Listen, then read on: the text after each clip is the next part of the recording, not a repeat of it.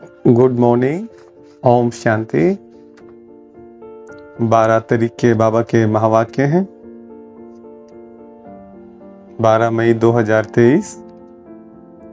बाबा कहते, मीठे बच्चे, ऊंची मत एक बाप की है, उसी पर सदा चलते रहो। मातेले बन, बाप से पूरा वर्षा लो। मीठे बच्चे, ऊंची मत एक बाप की है, उसी मत पर सदा चलते रहो। मातेले बन, बाप से पूरा वर्षा लो। प्रश्न है, सौतेले बच्चों की किस बात का निश्चय न होने के कारण बाप के पूरे मददगार नहीं बन सकते?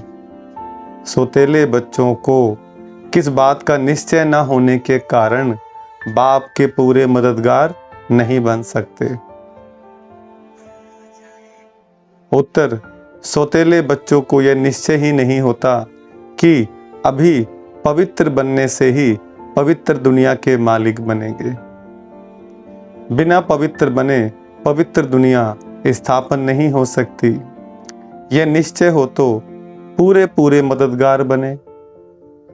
मातेले बच्चे बाप को पूरा पहचान लायक बनने का पुरुषार्थ करते हैं। बाप की श्रीमत पर चल श्रेष्ठ बनते हैं। गीत तकदीर जगा कर आई हूँ। बाबा के बने तो तकदीर जगा करके बने हैं। ओम शांति। बच्चों ने गीत सुना। यह बच्चों का कहना है कि हम पाठशाला में आए हुए हैं। इनको कॉमन सत्संग नहीं कहेंगे। सत के साथ संग तुम्हारा ही है। सत कहा जाता है एक परमपिता परमात्मा को। अब तुम बच्चे उस सत अर्थात बेहद बाप के संग में बैठे हो। बाप है वास्तव में दो, हद का बाप और बेहद का बाप।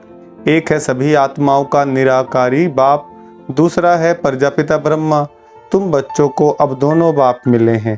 बेहद का बाप, जिसको परमपिता परमात्मा कहा जाता है, वह एक ही सब भक्तों का भगवान है। भक्त तो अथाह हैं, भगवान है एक, वह निराकार। बेहद का बाप, दूसरा है प्रजापिता ब्रह्मा बेहद का बाप, और तीसरा है लौकिक पिता जो शरीर के पिता हैं। सबके अलग अलग हैं। शरीर तो विकार से जन्म लेने वाला है, उनको कुखवंशावली कहा जाता है। इस कलयुगी दुनिया को पाप आत्माओं की दुनिया कहा जाता है। दूसरी है पुण्य आत्माओं की दुनिया, वाइसलेस वर्ल्ड, नई दुनिया एक ही है, दो नहीं है। घर एक ही होता है, दो नहीं। शुरू में उसको नया घर कहा जाता है, फिर पुराना हो जाता है।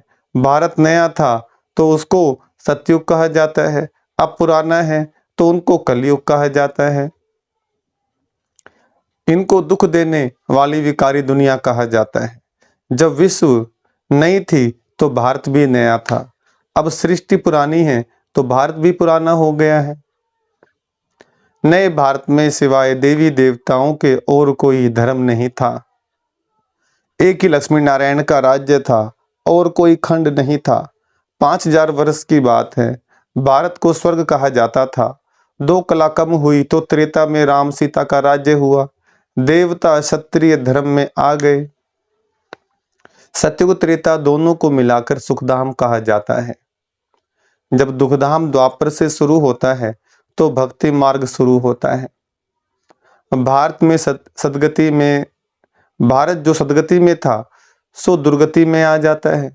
पहले 16 कला सदगति, फिर 14 कला सदगति, फिर जब द्वापर से वाम मार्ग शुरू होता है तो भारतवासी दुखी होने शुरू हुए। दुखी बनाया है रावण ने। अब सब रावण मत पर चल रहे हैं। ईश्वर को कोई जानते नहीं है। इसलिए कहते हैं ना, देवता सो गए देवता उठ गए, है ना, देव उठावनी होती है। सतयुग त्रेता में देवता जागे हुए हैं। द्वापर कलयुग में संध्या रात्रि अर्थात वाम मार्ग, जिस समय देव आत्माएं सो जाती हैं अज्ञान निंद्रा के अंदर में। अब हम हर साल बनाते हैं कि देवता सो गए जाग गए, लेकिन 6 महीने नहीं, पूरे 2500 वर्ष तक जागे रहते हैं, 2500 वर्ष तक सो जाते हैं। ईश्वर को कोई जानते नहीं, ऊंचे ते ऊंची ऊंची मत उनकी गाई हुई है। अब तुम आए हो नई दुनिया के लिए तकदीर जगाने, मनुष्य तो सब पुरानी दुनिया के लिए मेहनत करते हैं। तुम जानते हो अब इस पुरानी दुनिया के विनाश के लिए महाभारत लड़ाई है, परंतु विनाश के पहले नई सृष्टि भी चाहिए। अब बाप नई सृष्टि रच रहे हैं। तुम सब हो ईश्वर की संतान, पहले आसुरी संतान थे, अभी सदा पावन की संतान बने हो। सुखधाम का वर्षा पाने अर्थात देवता पद पाने तुम बेहद के बाप से तकदीर बनाने आए हो। बाप तुम बच्चों को बेहद का सुख देने फिर से आया है। भारतवासी बिल्कुल कोड़ी तुल्य बने पड़े हैं। अब राजा कोई नहीं, प्रजा का प्रजा पर राज्य है। देवी देवता जो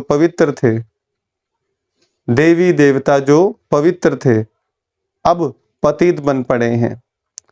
गाते हैं पतित पावन आओ। रावण को जलाते हैं परंतु रावण जलता नहीं। सतयुग में थोड़े ही जलाएंगे। सतयुग में वर्ल्ड ऑलमाइटी अथॉरिटी देवी देवताओं का राज्य था। इस समय सब नरकवासी बन पड़े हैं। अब इस पार से उस पार जाना है। खिवैया एक ही है, वह आकर विषय सागर से सिर सागर में ले जाते हैं।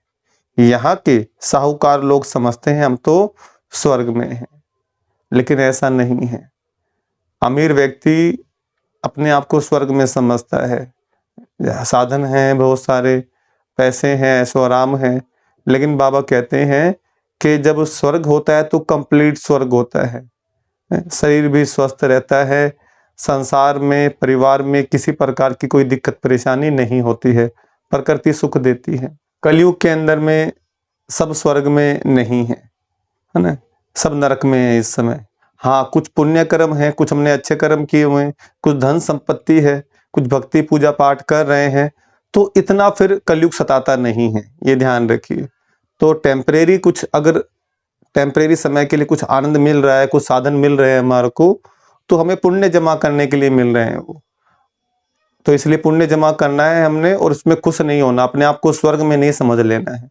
अभी स्वर्ग में अगर होते तो कंप्लीट सुखी होते हम, तन से भी सुखी, मन से सुखी, परिवार जन से सुखी, समाज कल्याण प्रकृति सुखी होते हैं, लेकिन अभी तो ऐसा नहीं है। कहते हैं शरीर स्वस्थ है तो भैया पैसे नहीं हैं भोग करने के लिए, है ना, पैसे हैं तो शरीर ठीक नहीं है। अच्छा, पैसा और शरीर ठीक है, संबंध ठीक नहीं है, रिलेशन ठीक नहीं है, तो अलग अलग प्रकार से दुख परेशानी सभी झेल रहे हैं। इसलिए भगवान कहते हैं स्वर्ग जब होता है तो स्वर्ग होता है, नरक जब होता है तो नरक होता है। तो अभी नरक में है सारे के सारे, अब भगवान हमें स्वर्गवासी बना रहे हैं। साहूकार लोग समझते हैं हम तो स्वर्ग में हैं, जो गरीब हैं वह नरक में हैं। उनको मालूम नहीं स्वर्ग किसको कहा जाता है। तुम जानते हो सतयुग में था पारसनाथ और पारस नाथनियों का राज्य। बेहद के बाप को तुम पहचान कर बाप कहते हो तो जरूर वर्षा मिलना चाहिए। तुमको ये याद रखना है कि हम शांति धाम के वासी हैं, परम धाम से यहाँ आए हैं पाठ बजाने। 84 जन्म कैसे लेते हो, यह बाप बैठ सारा हिसाब समझाते हैं। बाप कहते हैं बच्चे अब कलयुग का अंत है, यहाँ तुम बाप से सहज योग सीख रहे हो। तुम कहते हो बाबा हम सूर्यवंशी घराने में जरूर आएंगे, यह एम ऑब्जेक्ट है, यह पाठशाला है भगवान की। भगवानुवाच बच्चे मैं तुमको मनुष्य से देवता बनाने आया हूँ। संसार में कोई नहीं कहेगा ये बात कि मैं तुम्हें मनुष्य से देवता बनाता हूँ, लेकिन भगवान बनाते हैं, कि भगवान के पास वो शक्तियाँ हैं, वो ज्ञान है, आदि मध्य अंत का ज्ञान है। परमात्मा पावर हाउस है जो हम आत्माओं को चार्ज करते हैं। तुम राजाओं का राजा बनो, मातेले बन पूरा वर्षा लो। श्रीमत पर चलेंगे तो श्रेष्ठ श्रेष्ठ बनेंगे। बाप है ऊंचे ते ऊंचा, निराकार भगवान, न साकारी न आकारी। आकारी है ब्रह्मा विष्णु शंकर देवताएं, उनको भगवान नहीं कहा जाता है। भगवान है एक, भक्त हैं अनेक। भक्ति मार्ग वाले भक्त कितने धक्के खा रहे हैं, कोई कहाँ कोई कहाँ। तुम सब ड्रामा के एक्टर्स हो तो ड्रामा के क्रिएटर डायरेक्टर का मालूम होना चाहिए। परंतु कुछ भी नहीं जानते। सतयुग में सूर्यवंशी देवताएं थे, उन्हों की महिमा गाते हैं। है तो दोनों मनुष्य, फिर उन्हों की महिमा क्यों गाते हैं? क्योंकि उन्हों को ईश्वर ने ऐसा बनाया है। तुमको भी बाप मनुष्य से देवता बना रहे हैं, फिर तुम देवता से क्षत्रिय आदि बनेंगे। नई दुनिया में रहने वाले देवताएं फिर पुरानी दुनिया में तमोप्रधान पतित बन जाते हैं। बाबा आकर फिर लायक बनाते हैं, कोड़ी से हीरे जैसा बनाते हैं। आपने सुनी होगी एक कहावत कि एक ऐसा सरोवर है जिसमें डुबकी लगाने से कौवे हंस बन जाते हैं, अंधे देखने लग जाते हैं, और जिनके हाथ पांव अपंग हैं वो स्वस्थ हो जाते हैं। वो कौन सा सरोवर है? परमात्मा का ज्ञान का सरोवर, जिसमें अभी हम डुबकी लगा रहे हैं। हम कौवे से हंस बन रहे हैं, रोगी से निरोगी बन रहे हैं। हमें देखना नहीं आता, भगवान ने हमें देखना सिखला दिया, ज्ञान का तीसरा नेत्र खोल दिया है, और हम मनुष्य से देवता बन रहे हैं। ये है वो ज्ञान का सरोवर। ऐसा कोई पानी नहीं जो किसी पशु पक्षी को इंसान बना दे। यही है जो ज्ञान इंसान के अंदर के जो पशु वाला स्वभाव है, जानवर वाला स्वभाव है, उसको देवता बना देते हैं परमात्मा।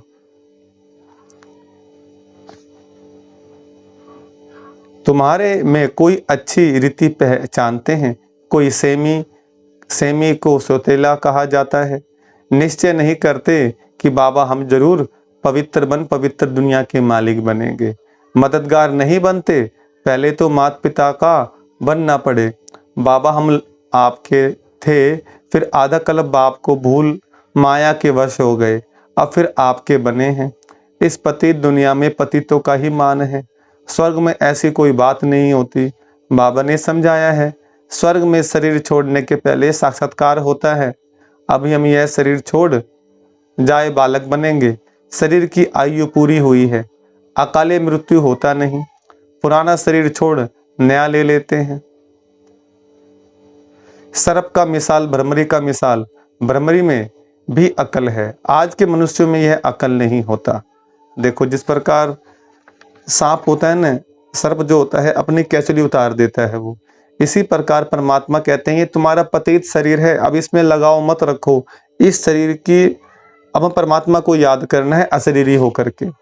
तो ये अभ्यास करते करते हम पतित से पावन होते जाएंगे और हमारे अंदर देवी गुण, देवी शक्तियां आती जाएंगी। जैसे कि मंदिर में जाते हैं, मंदिर में है ना रिवाज चमड़ा उतारने का, चमड़े का बेल्ट, चमड़े का जूता, लेकिन हमने तो बाहर का चमड़ा उतारा। असली चमड़ा है ये, इस चमड़े के अंदर गंदगी है, अशुद्ध है।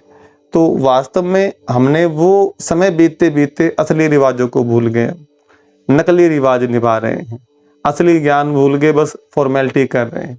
सच्ची भक्ति भी नहीं रही, भक्ति भी अब किस लिए नाम की कर रहे हैं। तो अब भगवान आकर के हमें इजी रास्ता बता रहे हैं हमारा। आज के मनुष्य में यह अकल नहीं रहा है। तुम सच्ची सच्ची भ्रमरियां हो, वैरायटी कीड़ों को भू भू करके मनुष्य से देवता बनाते हो। तुमको बाप सुखी बनाने आया है, कहते ज्ञान की भू भू करो और सबको जगाओ, है पतितों को क्या बनाओ, पावन बनाओ। तुमको बाप सुखी बनाने आया है, सहज योग सिखलाने आया है। बाप ने राजयोग कब सिखलाया था यह कोई नहीं जानते, इसलिए बाप कहते बच्चे तुम मेरी मत पर चलकर श्रेष्ठ बनो। इस समय सबकी आसुरी मत है, सर्वव्यापी के ज्ञान ने भारत को बिल्कुल कोड़ी मिसल बनाया है। कर्जा लेते रहते हैं, भगवान कौन है, कहाँ रहते हैं, मनुष्य कुछ भी नहीं जानते। वह तो निराकार है, फिर यहाँ कैसे ढूंढते हो। भगवान कहते तुम कहते हो हम शिवानंद के फॉलोअर्स हैं, फिर उनको फॉलो कहाँ करते हो। आजकल उन्हों का कितना मान है, परंतु श्रीमत तो एक ही परमपिता परमात्मा की गाई हुई है। अब तुम आए हो ईश्वर की मत पर चल, ईश्वर से वर्षा लेने के लिए। बाप कहते हैं जो धक्के खाते हैं वे मुझे नहीं जानते हैं, उनको पता ही नहीं कि बाप पढ़ाकर वर्षा दे विश्व का मालिक बनाते हैं। तुम अभी धक्का खाने से छूट गए हो। भगवान वास्तव में देवता बनाने आया हो, तुम बेके जानते हो। भगवान आकर बच्चों को विश्व के मालिक बने का वर्षा देते हैं। तुम पुरुषार्थ से विश्व के मालिक बनते हो। बाप है विश्व का रचता, अब तुमको धक्का नहीं खाना है, धक्के खाने वाले को भगवान नहीं मिलता है। तुम तो बाप से सुख का वर्षा लेते हो, बाकी सबको शांति धाम का वर्षा मिल जाएगा।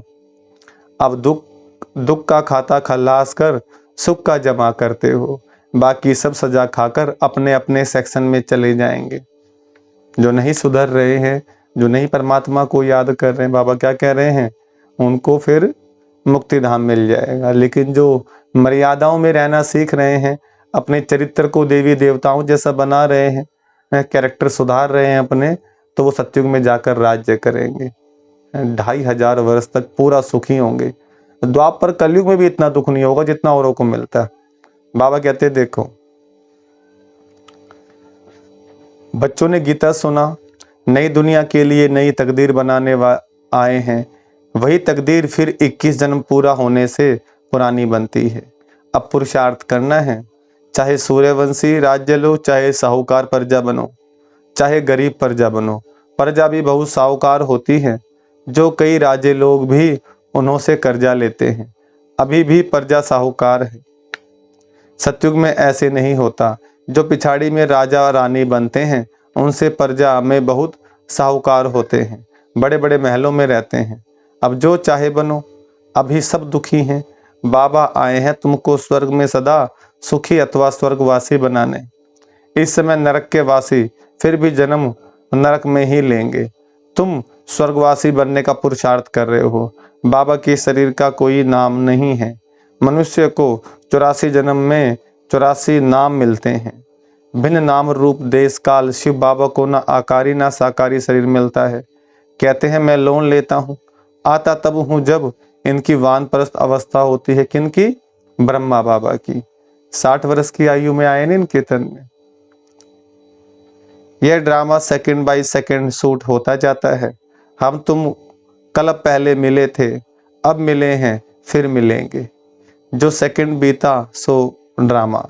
बाप भी ड्रामा के बंधन में बांधा हुआ है। बाप कहते हैं तुम बच्चों को आकर हीरे जैसा बनाता हूं। मैं तुम्हारा most obedient, most beloved father, teacher और सतगुरु भी बनता हूं। मेरा कोई बाप टीचर गुरु नहीं, सबका बाप मैं स्वयं हूं। नॉलेजफुल हूं, मेरा कोई गुरु नहीं, स्वयं सबका सदगति दाता हूं। अच्छा, मीठे मीठे सिकलदे बच्चों प्रति माता पिता बाप दादा का याद प्यार गुड मॉर्निंग। रूहानी बाप की रूहानी बच्चों को नमस्ते। हम रूहानी बच्चों की रूहानी बाप दादा को नमस्ते नमस्ते नमस्ते। देखो धारणा के लिए मुख्य सार है। पहला पॉइंट, भरमरी की तरह भू भू कर मनुष्यों को देवता बनाने की सेवा करनी है। बाप की श्रीमत पर सदा सुखी बनना और बनाना है।